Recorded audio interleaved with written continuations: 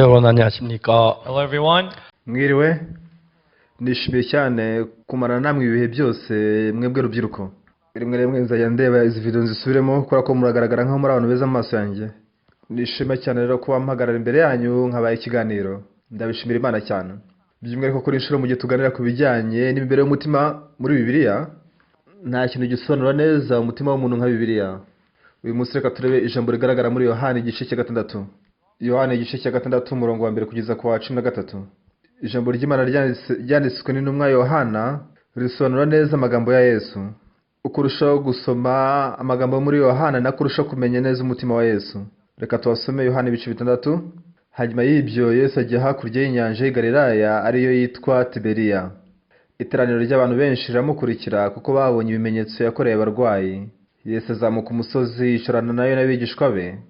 Ubwo Pasika iminsi mikuru y'Abayuda yendaga gusohora. Yesu yubura amaso abonye abantu benshi baza ahari abaza Filipo ati turaguraho ibyo kurya ngo babone ibyo barya. Icyatumye amubaza atyo yagira ngo amugerageze ubwo yari azi icyo bukore. Filipo aramusubiza ati imitsima yagurwa idenariyo 200 ntiyabakwira nubwo umuntu yaryaho gato. Umwe mu bigishwa be ari we Andereya mwene se wa Simoni Petero aramubwira ati hano hari umuhungu ufite imitsima 5 y'ingano n'ifi 2 ariko ibyo byamarira iki abantu bangana batya? Yesu ati nimwicaze abantu aho hantu hari ubwatsi bwinshi nuko abagabo baricara bari nk'ibihumbi 5. Yesu inda y'imitsima arayishimira ayigabanya bicaye n'ifi nazo azigenza atyo nk'uko bazishakaga. Bamaze guhaga abwira abigishwa bati nimuteranye ubuvungukira busigaye hatagira ikintu gipfusa. Bateranya buzuza intonga 12 z'ubuvungukira bwa ya mitsima 5 y'ingano ubwoba abariye basigaje. Dusomye kugeza ku murongo wa 13. Hano muri Yohana ibice 6 tubona inkuru ivuga kuri Yesu ishishikaje cyane. Harimo amazina y'abigishwa babiri ba Yesu, umwe yitwa Andereya undi akitwa Filipo. Filipo ndetse na Andereya barabigishwa ba Yesu bavukiye Galilaya. Muri Yohana ibice 2 ubwo Yesu yajyaga mu rugo rw'Ikana y'i Galilaya babonye uburyo yahinduye amazi mu vino. Baniboneye uburyo Yesu yazuye umuntu waromanye urwaye imyaka 38. Babonye n'ibitangaza byinshi uburyo Yesu yakijije umugaragu w'umwami. Ibitekerezo byacu biremwa bitewe n'ibintu tubona n'ibyo twumva. Rero iyo dukusanyije ibyo bitekerezo nk'ibyo umutima runaka niwo uvuka muri ibyo bitekerezo. Hari ubwo umugabo n'umugore babana mu cyumba kimwe nk'abashakanye ariko imitima yabo batari kumwe. Rero iyo babana buri wese afunguye mugenzi w'umutima niyo babana buri wese afungiye mugenzi w'umutima bombi baba batandukanye. Mu gihe abashakanye babana hari ubwo umugabo aba akeka umugore cyangwa se umugore agakeka umugabo. Iyo ibyo bibayeho abantu bashaka kugerageza guhisha imico yabo ndetse n'ibikorwa byabo ariko ko barusha kubihisha nako barusha kugira amakenga. Nyuma rero baramutse bavugishije ukuri bashobora kuboka ibyo bitekerezo. Nta muntu n'umwe udakora amakosa muri iyi si. Iyo ukoze amakosa ayo makosa uramutse uyagaragarije mwashakanye iki kibazo mushaka kugicamo mukakirenga ariko bimuhishe gishobora kuba ikibazo gikomeye. Iyo umugore atangiye kugira ibyo ahisha umugabo we usanga amakenga umugabo afite mu mutima we arusha kugenda yiyongera cyane. Twibaza wenda mu gihe umugore azi kuririmba neza umugabo akavuga ati umugore wageze kuririmba cyane rwose. Rimwe rimwe akaba ashaka umugore amuririmbira igihe bakoraniye agasaba umugore ko aririmba. Icyo gihe imiririmbire y'umugore yaba ari ibyishimo ku mugabo we. Byumvikana ko umugore wanjye ntazi kuririmba neza habe nanjye ubwanjye ariko umugore wanjye azi guteka. Hari ibice byiza by'umugore wanjye kandi buri wese arabigira ariko hari n'ibyo abura. Muri inkuru y'uyu munsi rero turi kuvuga kuri Filipo ndetse na Andereya. Mu bigishwa 12 ba Yesu twitwa Filipo na Andereya bari bafite ikintu cy'umwihariko. Filipo yabonye Yesu akora ibitangaza byinshi. Buri uko yahoraga n'ikibazo yagitekereza gusa mu mbibi z'ubushobozi bwe ntirirwa atekereza kuri Yesu. Rero umunsi umwe Yesu yagiye ku musozi nuko ikivungi cy'abantu benshi cyane baza gushungira Yesu ngo bumve ijambo ry'Imana. Ubaza abagabo bonyine gusa bari 500. Ariko usanzwe mu makoraniro nk'ayo usanga abagore baruta ubwisha abagabo. Bishobora ko bose hamwe bari nk'ibihumbi 10. Nuko Filipo abwira Yesu ati ese turagura imitsima abantu bari buze kurya? Kugeza ubu Filipo yari yabonye uburyo Yesu yahinduye amazi mu vino. Yari yabonye uburyo Yesu yakijije umuntu waromanye urwaye imyaka 38. Yabonye uburyo Yesu yakijije umugaragu w'umwami. Yari yabonye imbaraga za Yesu inshuro nyinshi. Ariko ubwo iki kibazo cyavukaga ubwo yahoraga n'ikibazo cy'abo bagomba kugaburira abantu 5,000. Icyo Yesu yashakaga kora ko Yesu yari kumwe na Filipo. Ubwo Filipo acaga mu makuba ubwo yanyuraga mu bibazo yashaka kugira umutima wo kwiringira Yesu ufite imbaraga. Kandi Yesu nawe afite umutima wo gufasha Filipo mu gihe aciye mu makuba. Icyo ni cyo Yesu yashaka kuri Filipo ariko ku rundi ruhande Filipo yabaga mu mbibi z'ibitekerezo bye. ariko ntabwo yari yiteze ko Yesu yamukorera. Rimwe na rimwe arabwo ibintu bitagenda neza kubera imbibi zacu, ariko tuba dufite Yesu dushobora guca muri ibyo bibazo byose nta kimwe cyadutwara. Nubwo nagiye mu rusengero imyaka myinshi, ariko sinabaga ubuzima bw'umwuka bw'ukuri. Mu 1962 nagize kwizera k'ukuri ubwo nafite imyaka 19. Guhera icyo gihe ikibazo cyose nahoraga nacyo nabashaka kubikemura binyuze mu buntu bwa Yesu. Yesu yaje muri isi kubera ko yadukundaga, yitaye ku bibazo byacu byose no kuranaturinda, yitaye no ku byaha byacu byose. Nanone Yesu yashatse ko twakira ubufasha bwe. Niki cyatumye Yesu abaza iki kibazo ku bushake, atese ne twagura imitsima bose baza kurya. Uramusubaza abagabo bari 5,000 bonyine gusa, uramusubaza n'abagore bari 10,000. Ubwo rabaje atese tukakura imitsima haza abantu 10,000. Ibyo ntibishoboka siko bimeze. Ariko Filipo arasubiza ati, yewe n'imitsima yagurwa idinari 200 ntiyabakwirwa, nubwo buri wese yarya akavungukira gato cyane. Nuko Filipo icyabaye ahangaha nuko nubwo Filipo yari ahari, ariko Yesu ashobora gukemura ikibazo. Ntabwo yigeze yita kubaho kwa Yesu ahari, ahubwo yashatse gukemura icyo kibazo wenyine kubwe. Abantu baje gutahura yuko tugira amashanyarazi, ingufu z'amashanyarazi ntabwo zigaragara n'amaso, ariko burya zigira imiterere imeze nk'iy'umucyo. Ingufu z'amashanyarazi zirenze terasayiko 13 zihinduka umucyo. Baje gutahura rero yuko habaho ingufu z'amashanyarazi. Ikintu baje kwiga rero, baje kuvumbura uburyo bashobora gukusanya izo ngufu z'amashanyarazi. Hariho imashini ikora ingufu z'amashanyarazi yitwa accelerator. Uburyo ikusanya izo ngufu z'amashanyarazi rero, bafata uduce ducyane twa crystal, noneho bakaduhuza. Mu gihe baduhuje za ngufu z'amashanyarazi zigacamo hagati, burya uko nako tubasha kumva aya majwi yacu aca mu ndangururamajwi. Muri izi mikoro harimo imashini zibasha gukora amashanyarazi. Ufunguye ubona ko harimo amabuye, ku buryo dukenera amabuye kugira ngo aze kubyara ingufu z'amashanyarazi. Bifashe uduce tubiri twa crystal ukaduhuza n'amashanyarazi, bizakubyarira rero ingufu z'amashanyarazi. Ntabwo bahimbye gusa izo ngufu z'amashanyarazi zonyine.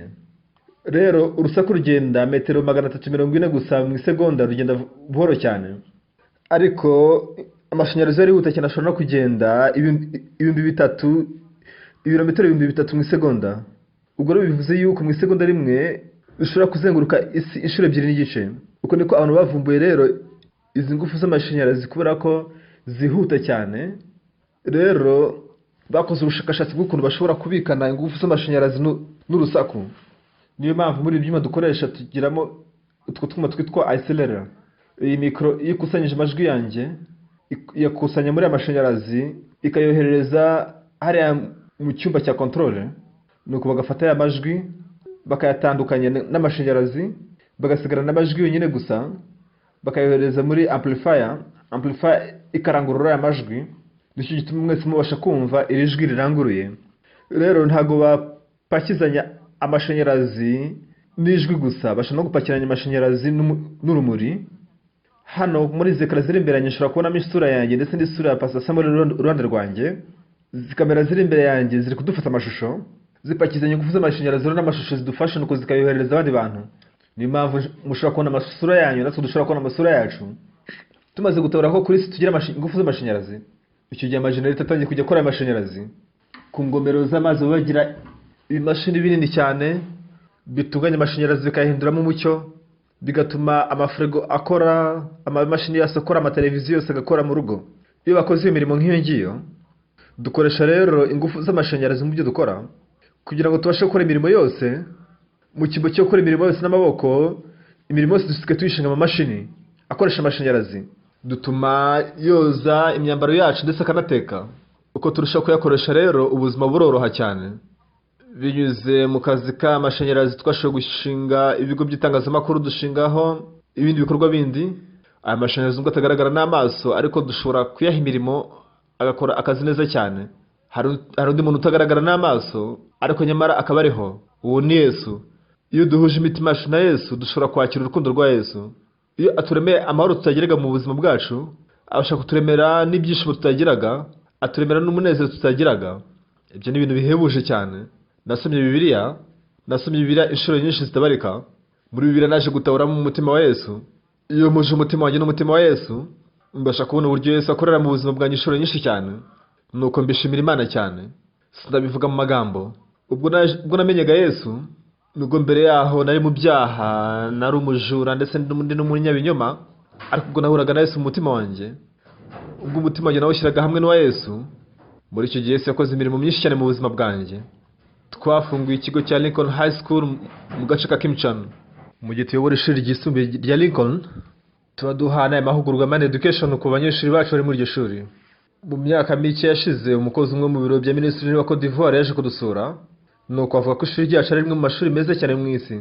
N'umutware mukuru w'umwami wa Eswatini yaje gusura ishuri ryacu, nuko avuga ko ishuri ryacu ari ryiza cyane kurenza n'ishuri ry'ibwami ryo mu Bwongereza. Mu bisanzwe ntabwo tujya twamaza ishuri ryacu, ko tuba dufite impungenge yuko haramutse haje abanyeshuri benshi tutabasha kubakira bose, dufite ubushobozi bwo kubakira. Ariko mu myaka 2 yashize, nasuye ibihugu 4 byo muri Amerika Amajyepfo, mpura n'abakuru b'ibihugu. Nuko abo bakuru b'ibihugu mbaganira ku bijyanye n'imibereho y'umutima w'umuntu. Abo bakuru b'ibihugu uko ari 4 bose bakunze ibya Mind Education. Narababwiye rero nyakubahwa abakuru b'ibihugu, ntabwo byoroshye ko najya mpura namwe kenshi, muramutse muhaye inshingano Minisitiri w'Uburezi, mukamusaba ko twakorana, iki gihe twazatanga amahugurwa Mind Education mu gihugu cyanyu. Twifuje kubasaba kugira ngo bahitemo ikigo kimwe twakorana nacyo, ikigo cy'ishuri, tukijye tubaha amasomo Mind Education rimwe mu cyumweru. Nyuma yaho muzagenzure iryo shuri imikorere yaryo uko byifashe, nimusanga amasomo ari meza, uwo mushinga muzawagure mu kwize mu gihugu cyose. Barabyishimiye cyane, barabyemera. Hari abakuru b'ibihugu benshi bashaka gutanga amasomo ya Mind Education mu bihugu byinshi bitandukanye. Rero nateguye ibitabo bijyanye n'iyi Mind Education, ariko bitewe n'icyorezo cya COVID-19 umushinga ntabwo twese tuwukomeza. Icyorezo cya corona kikimara kurangira, turashaka gukomeza amasomo ya Mind Education muri ibyo bigo byose. Muri IYF tubigisha ibijyanye na Bibiliya muri somo rya Mind Education. Abantu bagahinduka abanyakuri, bagahinduka abashyira mu gaciro, bagahinduka abantu batanga umusaruro, badatwarwa n'ubugizi bwa nabi. Hari byiza byinshi cyane usanga muri Mind Education, ariko bitewe n'uko amahugurwa tudashobora kwiha abantu bose, bimwe by'ingenzi twigisha abantu harimo gutekereza byimbitse, hariho ubusabane n'abandi, ndetse no kugira umutima wo kwifata cyangwa se kwitegeka. Abantu benshi mu gihe baba usanga ibyo bintu ukora bitatu byose barabitakaje. Hariho umukuru mu itorero ryacu akora ubuhinzi bw'imbuto zitwa melon, ariko ni umunyabwenge cyane. Igihe kimwe mu gihe cy'ubukonje, ari akonje cyane, ubusanzwe izo melon bazitera mu gihe cy'impeshyi, ariko icyo gihe cy'imbeho y'urubura zose zirapfa. Ariko umuhinzi ni umunyabwenge cyane, azi uburyo azitaho. Iki gihe muri ako gace mu gihe cy'urubura cy'imbeho, melon zose zarapfuye zirabora, ariko iziwe zisigara zitohagiye gusa. Abantu byari batangaje ko hari umurima umwe melon zarokotse zigasigara ari nzima, izindi zose zarakonje zikabura zigapfa. Abantu rero bagize amatsiko batangira kubaza bati, ni gute izawe zarokotse mu gihe izindi zose zishwe n'imbeho? Arangira abwira ati, buri mwaka mu gihe mwitegereje ikirere uko kimeze, ati burya buri myaka hagati y'4 n'5 usanga imbeho yaho ikonje cyane. Natekereje rero yuko igihe cy'urubura cy'ubungubu kizaba gikonje cyane, nuko rero nkoresha ifumbire nziza ijyanye n'ibihe by'ubukonje. Ati niyo mpamvu burya melon zanjye zashoboye kurokoka ibihe by'ubukonje. Uko niko yababwiye. Bose babaga mu gace kamwe, ariko baratangaye bati, Elderson, ese ubwo ifumbire y'igihe cy'ubukonje ni iyihe? Si ifumbire dushaka kuyikura he? Arabwira ati rero burya ibihingwa ndetse n'inyamaswa bifite ibintu bihuriraho. Abantu babaho mu gace k'agasongero k'isi ntabwo bajya barya ibyo kurya by'amavuta menshi, bikundira imboga gusa n'imbuto. Abantu baba mu bihugu bishyuha bakunda kwirira imboga ndetse n'imbuto, ariko aba mu bihugu bikonje cyane bakunda kwirira ibinure by'ingurube ndetse n'amavuta menshi kugira ngo babashe gushyuha. Ati rero n'ubuhinzi bwa melon nabwo turamutse tuzifumbiriye ibintu nk'ibyo nazo zishobora kurokoka. Icyo gihe atangiye kubahugura, atangira kuberekera uko babikora, no kubasinyira amasezerano. Bagirana amasezerano y'uko buri karito yose bazacuruza. Abacuruzi rero baje kuvuga bati, turashaka kurangura umurima wose, kuri buri karito yose uzajya ucuruza tuzajya turenzaho $10. Melon zimaze guhingwa mu mpeshyi, nyuma yaho zitangira gushibuka zikazana ibibabi ndetse n'indabyo. Nyuma yaho imbuto nazo zikaza kugaragara. Hagati mu kwa 7 cyangwa se no kwa 8 zirongera zikameza ibibabi ndetse n'indabyo. Nyuma yo gusarura inshuro 3 ziba zikibasha kwera imbuto n'ubundi. Melon iyo zimaze gusarurwaho 3 zitazuma ubusanzwe. Niyo mpamvu iruhande rwa ya melon bahatera n'ibihaza. ibihaza byo bikomeza kwera imbuto kugeza hagati mu mwaka. Baje kwibaza bati ese bigenda bite? Kubera ko ibihaza byo bikomeza kwera imbuto kugeza hagati mu mwaka, batangiye kwigana ku itandukaniro hagati y'ibihaza ndetse na melon. Nyuma yaje kumenya ko itandukaniro ari imizi. Imbuto za melon ziba zingana n'aka gatoki k'agahera, mu gihe imizi ya melon bifite ibingana n'aka gahera, mu gihe imizi y'igihaza yo ibingana n'igikumwe. Rero cya gihaza gishora imizi hasi cyane kugira ngo gikusanye intungamubiri zose. Icyo yaje gukora yaje gufata imizi y'ibihaza ayitera kuri melon ndetse ayifumbiza ibinure. Bwa mbere nta tandukaniro rinini ryagaragaye. Uko yaje kubigenza rero, mu murima we yatangiye guhinga hamwe pumpkin, agakurikizaho igihaza, agatera melon, agakurikizaho igihaza, agatera melon, agakurikizaho igihaza, melon, igihaza, gutyo gutyo. Hanyuma rero icyo yakoraga, yakataga wa muzi w'igihaza akaza kuwuteraho umugozi wa melon. Uyu muntu yaje gukorera amafaranga menshi cyane ubwo yakoraga ubuhinzi bwa melon. Yavuze ko nta kintu cyiza kibaho nka melon. Biza kuba ari umuntu bashaka kugukibana bakagutera ku muzi w'igihaza, umuntu wese byari kumurakaza utigeze n'ikibi rwose yavesigaho. Ariko nubwo wakeba igiti cya melon ukagitera ku muzi w'igihaza, byo ntabwo byinuba, nta kibazo. Nibyo mu muryango umwe ntacyo bibitwaye. Melon uramutse wikebye ukayishinga ku muzi w'igihaza, ntabwo yakwinuba, ntabwo yakwitotomba. Melon yera imbuto gatatu mu mwaka. Mugezi maze gucomekanwa rero mu gihe irimo kuvoma amakakama ndetse n'intungamubiri zivuye ku gihaza, yera imbuto rimwe, inshuro ya kabiri, inshuro ya gatatu, mu gihe izindi melon zindi zirimo kuma. Ariko izo nguzo zarakomeje no ku nshuro ya kane zirera, no ku nshuro ya gatanu nabwo zirera, izindi zera no ku nshuro ya gatandatu. Bwari ubwoko bumwe bwa melon, ariko umusaruro wikuba kabiri.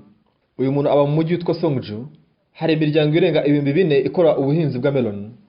Ariko muri uwo mujyi baje kumuha ibihembo byinshi cyane. Kora ku busanzwe abandi bantu iyo bafite amabanga meza usanga bayahisha ntibayasangiza abandi. Ariko we mu rugo yaje gufungura ishuri ryigisha ubuhinzi bwa melon. Atangira kujya abwira abantu 5 bose bashaka kwiga uko bahinga melon mujye muzanzanya mbigisha. Mu gihugu cya Korea tugira melon z'ubwoko bubiri. Tugira ubwoko bwa Songju buhingwa n'uyu mukuru mu itorero. Mbere bahoranye melon zitwa frog melon mu mujyi wa Gwangju.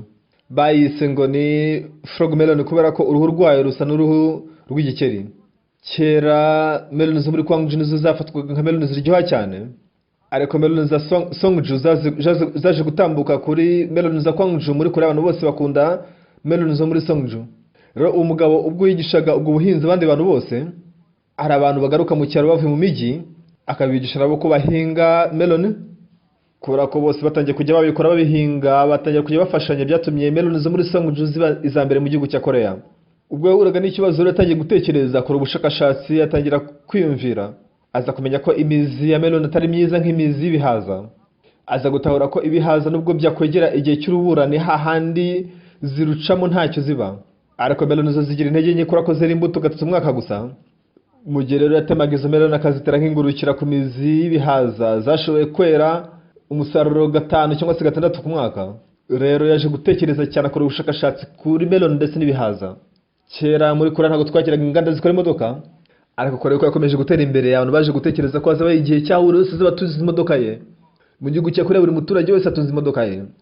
Kera ntabwo twari dufite ubuhanga bwo gukora imodoka, twari tuzi gukora ibindi byose, ariko ntibari bazi ubuhanga bw'ukuntu bakora moteri. Ntabwo byashobokaga ko igihugu cya Korea cyashinga uruganda rukora imodoka. Bakomeje kubitekerezaho cyane, batangira kujya bagura moteri zivuye mu Buyapani, nuko bakubaka amazu y'imodoka. Ubuyapani bwanze kutwigisha uko bakora moteri, nuko abanyakorea baricara biga uburyo bakora moteri. Guhera icyo gihe rero uruganda rukora imodoka muri Korea rwatangiye gutera imbere, rurazamuka ku muvuduko. Nyuma yaho naje kumenya ko imodoka z'abanyakorea zaje kumenyekana nk'imodoka zitajya zipfa ubusa.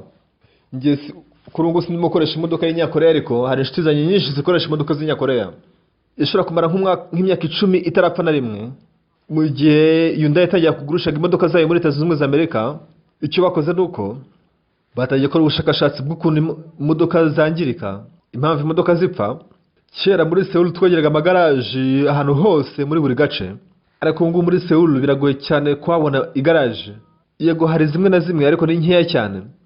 kubera ko kera imodoka zahoraga zipfa buri mwanya wose bakazitwara mu magaraje. Icyo baje gukora baje gukosora buri bice byose bikunze gupfa ku modoka. Kuri ubu uramutse uje muri Korea no gushaka kubona igaraje mu buryo bworoshye. Mbere yaho hafi y'umuhanda ahantu hose wajya kubona amagaraje, ariko mu gihe batangiye kurusha imodoka zabo muri Leta Zunze Ubumwe za Amerika, izindi modoka bajyaga baguha garanti y'ibirometero 20 yapfa mbere y'icyo gihe bakaza kuyisana bakayigukorera. Ariko Hyundai ubwo yakoraga imodoka yaje gushyira itangazo ryamamaza ryatangaje abantu bose mu isi, baravuga ati twe tuzabaha garanti y'ibirometero 100,000 ndetse tubahe garanti y'imyaka 10. Abantu baratangara. Iki gihe bituma imodoka za Hyundai zigurishwa cyane muri Leta Zunze Ubumwe za Amerika. Kubera ko imodoka zo muri Leta Zunze Ubumwe za Amerika ziba zihenze cyane, ariko babonye imodoka izamara imyaka 10 idapfuye. Ubusanzwe imodoka zirapfa cyane, zajyaga zipfa cyane, ariko baza kubitekerezaho uburyo babikemura. Bakora ubushakashatsi bw'ibice bikunze gupfa kenshi, ndetse bakora ubushakashatsi bw'impamvu ibyo bice bijya bipfa, nuko cya kibazo baragikemura. Nyuma y'imyaka mike cyane imodoka zarushije kuba nziza. Niyo mpamvu muri Seoul bitoroshye cyane ko twabona igaraje, ariko dufite amahirwe ko imbere y'itoro ryacu hari igaraje tuhafite. Uretse iryo ngiryo ntari n'inzi hano muri Seoul. Mbona amagaraje gake cyane aho wajya hose. Harimo imodoka yagiramutse ipfuye mbonye igaraje nayitwarayo. Rero ibyo baje kubitekerezaho cyane. Ni nako abantu benshi cyane basenga Imana cyane, bakitabira amateraniro, bagatanga amaturo n'icya 10. Ariko uramutse utekereje cyane, iyo duhuye n'ingorane mu buzima bwacu, ni gute bagaburira 5 umutsima? Yewe nta bushobozi dufite. Nuko Yesu abaza Filipo ati ese niyo twagura imitsima tukagaburira abantu bose? Ese niba ari gukura ibyo kurya byo guhaza abantu 5,000, ibyo nta shingiro bifite? Bari bicaye mu mbuga. Nuko Filipo avuga ngo iki? Ati yewe n'imitsima yagurwa 200 nayo ubwayo ntiyabahaza, nubwo buri wese yarya akavungukira gato. Ese niki cyatumye Yesu abaza ikibazo? Filipo rero yabonye uburyo Yesu yakoze ibitangaza byose, ariko ni handi umutima ntabwo wigeze uhuzwa n'uwa Yesu. Ese Bibiliya ivuga ngo iki? Hariho undi mwigishwa witwaga Ndereya, kadusome umurongo 8. Umwe mu bigishwa be ariwe Ndereya mwene Simoni Petero aramubwira ati, hano hari umuhungu ufite imitsima 5 y'ingano n'ifi 2, ariko ibyo byamarira iki abantu bangana batya? Uko niko Andreya rero ashubije we. Bombi bakomokaga mu mudugudu umwe. Filipo abonye Yesu akora ibitangaza byo guhindura amazi mu vino, ndetse n'igihe yakizaga umugaragu w'umwami, ariko ni hahandi ntiyigeze azana Yesu cyangwa se ashyira Yesu mu buzima bwe. Umutima wari kure yo kwakira ubuntu bwa Yesu, ariko Ndereya we bari batandukanye. Hari abagore 5,000, abagabo 5,000, uramutse ubaze bose n'abagore bari kuba 10,000, ariko Ndereya aravuga ngo hano aragangu gato gusa gafite imitsima 5 n'amafi 2. Ryari ifunguro ry'akagangu gato. Nuko Ndereya aravuga ati, ariko si ibi byafashe iki abantu bose bangana batya? Ese ubwo Filipo yabyumvaga yari gutekereza ngo iki? Yewe Yesu yapfuye gutoranya buri wese amugira umwigishwa we. Uri arumva ko imitsima 5 n'amafi 2 byahaza gute abantu 5,000? Umuntu nk'ingwi rwose ntagatekereza. Filipo nuko yatekereje. Ariko ku rundi ruhande Ndereya we yavuze ati Yesu yahinduye amazi mu vino, yakijije umuntu urumuranye urwaye imyaka 38, yakijije umwana w'umugaragu w'umwami. Ubu niwe Yesu. N'imitsima 5 n'amafi 2 byari bimuhagije kugira ngo abigaburire abantu bagana batya. Rero dukeneye ifunguro ryahaza abantu 5,000. Filipo yagerageje gutekereza igisubizo kindi kitari Yesu. Nicyo cyamuteye kuvuga ngo yewe n'imitsima yagurwa 200 ntiyabahaza. Birumvikana ko imitsima yagurwa 200 ntiyabahaza ubwabyo ntacyo bivuze. Ariko durande rero rwose ikibazo nta nubwo acyumva. Udutsima 5 dufite 2 ntacyo tumaze kuri abantu 5,000. Nubwo bitadushobokera, ariko Yesu we ashoboye cyane kugaburira abantu 5,000 akoresheje imitsima 5 n'amafi 2. Uwo ni wari umutima wa Ndereya. Icyo cyatumye amuhereza ya mitsima 5 n'amafi 2. Nuko Yesu amubwira ko yabigaburira abantu 5,000. Muri twe harimo abantu bameze nka Filipo, hari n'abantu bameze nka Ndereya. Yesu yashakaga abantu bameze nka Ndereya. Twe nta mbaraga nyinshi dufite, ni impamvu dusabwa kwiringira Yesu. Ikintu cy'ingenzi cyane mu buzima bwacu bw'umwuka, yego tujya dusenga, ugasoma Bibiliya, ushobora kujya mu materaniro, ariko iyo bigeze ku kibazo cy'icyaha ntabwo twabasha kugikemurira ku bwacu. Nicyo cyatumye Yesu aza kwita ku kibazo cyacu cy'icyaha. Uyu munsi abantu benshi cyane basenga amasengesho y'ijoro ryose bashaka kugira ngo bikureho ibyaha ku bwabo. Filipo aratandukanye na Ndereya, ariko abantu Yesu yashakaga n'abameze nka Ndereya. Yesu yaje kugira ngo akemure ikibazo cyacu cy'ibyaha. Twe tugerageza kwiyeza ibyaha byacu ku bwacu. Abantu bagasaba imbabazi ibyaha, bakamara amasengesho ijoro ryose basenga. Hari abantu benshi bakora ibintu nk'ibyo ngibyo, ariko munyanganire kubibabwira ibyo twakora byose ntabwo twakweza nubwo kaba agace k'icyaha. Nicyo cyatumye Yesu aza ku bwacu akikorera ibyaha byacu byose akajya ku musaraba kugira ngo yeze ibyaha byacu. Niyo mpamvu imbere ya Yesu ndere yavuze ngo kuri Yesu imitsima 5 n'amafi 2 birahagije kugira ngo igaburire abantu bose. Ndere yari abizi n'impamvu yabitse ifunguro ry'ako gahungu ry'imitsima 5 n'amafi 2. Aravuga ati twari duke turamarira icyo abantu bose. Yesu ifata ugira icyo dukorera. Yesu yari yishimiye kwizera ko ari muri Andereya. Yesu arayifasha arashimira nuko ayigaburira abantu bose hasaguka ibitebo 12. Hariho ubuzima bw'umwuka bumeze nk'ubwa Andereya ndetse n'ubumeze nk'ubwa Filipo. Muri isi nta muntu n'umwe utarakoze icyaha. Hari abantu baririmba cyane bakamara ijoro ryose basenga basaba imbabazi z'ibyaha byabo bameze nka Filipo. Yesu ntabwo abishimira kubera iki? Kubera ko nubwo twakoresha umurava tukihana tukatura yaba dushobora kuboka ibyaha binyuze muri ibyo, Yesu ntiyari kugombera gupfira ku musaraba kubera ko tutabasha kubyikorera ku bwacu. Niyo mpamvu byabaye ngombwa ko Yesu yikorera ibyaha byacu agapfira ku musaraba. Imana irashaka ko natwe tubaho nka Andereya uyu munsi. Uvuga uti yewe mfite ibyaha, ndakwinginze ita kuri ibibazo byanjye. Mwami wapfiriye ku musaraba, ndakwinginze byiteho. Icy'ingenzi rero ni ukwemera ibingibi kubwo kwizera. Nyamara abantu benshi uyu munsi wa none bagerageza kwiyezaho ibyaha byabo, bakiriza ubusa, bakarira, bakihana, bagasenga amasengesho y'ijoro ryose. Ese Yesu atenguha bingana iki? Yesu yaje kwita ku kibazo cyacu cy'ibyaha. Uko wameze kose, ugerageje kwikemura ibibazo byawe ku bwawe, Yesu azatenguha. None ubwo n'iki tugomba gukora rero? Bishyire hasi imbere ya Yesu. Umubwire uti Yesu ndabizi ko ari njye wabambiwe ku musaraba. Warahanwe ubambwa mu cyimbo cyanjye. Amaraso yo ku musaraba yejeje ibyaha byanjye. Ntabwo ari ukwatura cyangwa se kwihana kwanjye bishobora kunyizaho ibyaha byanjye. Kugira ngo ibyaha byacu byezwe, ugomba kwiringira amaraso yamennye ku musaraba. Ariko abantu benshi cyane uyu munsi bagerageza kwiyeza ibyaha byabo ku bwabo. Abantu nk'abo ngabo bameze nka Filipo. Yesu yaje kwita ku bibazo byacu by'icyaha. Yabashije kugaburira abantu 5,000 akoresheje imitsima 5 n'amafi 2. Ariko Filipo aravuga ati n'imitsima yagurwa idenariyo 200 ntacyo bamarira. Yewe n'izo denariyo 200 ntazo yari afite, ariko niyazigira ntibyere kumushobokera kugura iyo mitsima. Ni ukuvuga ngo Filipo arimo gukemura ikibazo kidashoboka nubwo nta kibari bafite. Ariko ya mitsima 5 n'amafi 2 biramutse bigeze mu kiganza cya Yesu byo bihagije cyane kugira ngo bigaburire abantu 5,000. Tugira amoko abiri y'ubuzima bw'umwuka. Hari abantu bikorera ibyaha byabo bakagerageza kubyeza no kubikemura ku bwabo binyuze mu gusenga, kwihana ndetse no kumara amajoro yose basenga. Yesu yaje kubw'ibyaha byacu, yabambwe ku musaraba kubw'ibyaha byacu, yahanwe mu cyimbo cyacu kugira ngo dutsindishirize. Ntibyakozwe kubw'imirimo yacu. Ndabinginze mwizere Yesu. Twizera ko ibyaha byacu byose byerejwe ku musaraba. Iyo byizeye koko ibyaha byawe biba byejejwe. Abantu benshi cyane bajya mu rusengero ko ibyaha byabo ntabwo birezwa. Barababazwa n'ikibazo cy'ibyaha. Ese ibyaha byacu byakozwe gute? Si kubw'umurava wawe, ni kubwo kwizera Yesu dupfire ku musaraba. Ubwo dupfiraga ku musaraba byari birangiye, ibyaha byacu byari byejejwe. Bibiliya no kuvuga ukwiye kubyemera kubwo kwizera. Iki gihe ngo dushobora kubohoka ibyaha byacu. Abantu benshi uyu munsi bahuye n'urupfu bagira ubwoba kubera ko batizera ko ibyaha byabo byogejwe binyuze muri Yesu Kristo. Babaho bihana buri munsi, ariko n'ahandi bagahora batekereza ko ari abanyabyaha. Nyamara siko bimeze. Binyuze mu maraso ya Yesu twaratsindishirijwe. Ntabwo ari twe twababajwe, ubwo ni Yesu wababajwe mu cyimbo cyacu. Icyo dusabwa ni ukubyizera gusa. Abantu bameze nka Filipo nta nubwo bakemura n'iki kibazo. Baba bavuga bati yewe n'imitsima yagurwa idenariyo 200 ntacyo bamarira. Ariko ndere yavuze yuko Yesu ashoboye cyane kugaburira abantu 5,000 akoresheje imitsima 5 n'amafi 2. Tugomba kwakira rero ubuntu bwa Yesu kugira ngo dukemure ibibazo byacu, by'umwihariko ikibazo cy'icyaha. Ntabwo cyakemurwa natwe ubwacu. Urekera aho gukorera ibibazo by'icyaha cyawe. Wizere Yesu. Yesu yarabambwe yikorera ibyaha byacu. Mu gihe umwizera ujye wizera ko amaraso yogeje ibyaha byawe. Icyo nicyo gishimisha Imana kurenza ibindi byose. Abantu benshi uyu munsi bajya mu rusengero bagahora batura ko ari abanyabyaha. Ntabwo bizera urupfu rwa Yesu ku musaraba. Ibyaha byose twakoze byejejwe ku musaraba. Ndiringiye ko wakwizera Yesu wo, Yesu azabaho muri wowe. Ntabwo uzongera kugira impungenge y'ibibazo byawe by'icyaha. Yesu niwe uzabyirengera. Icyo gihe uzabaho ubuzima buhebuje kandi bw'umugisha. Kadusenge. Mana yera, turagushimye. Twagerageje cyane kweza ibyaha byacu ariko ntitwabishobora. Tugushimiye ko wejeje ibyaha byacu ku musaraba. Kuri uyu mugoroba twese bakoraniye hano, turagusabye ugirire ubuntu urubyiruko rwacu rukoraniye hano. Twemerere kurenga ibitekerezo byacu, tumenye ko urubanza rw'ibyaha byacu rwarangiye.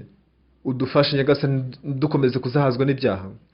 Mu gihe twakiriye Yesu, twemerere kubaho ubuzima bwo kuba tukwizera Nyagasani. Turagushimye, dusenze twize mu izina rya Yesu. Amen. Nirige ko ubuntu bwo gucungurwa kwa Yesu bwatemba mu buzima bwanyu. nta muntu wabasha gukemura ibyaha bye. Niringiye ko wakwizera ko Yesu yogeje ibyaha byawe ku musaraba. Mbashimiye cyane kubana natwe uyu munsi, murakoze.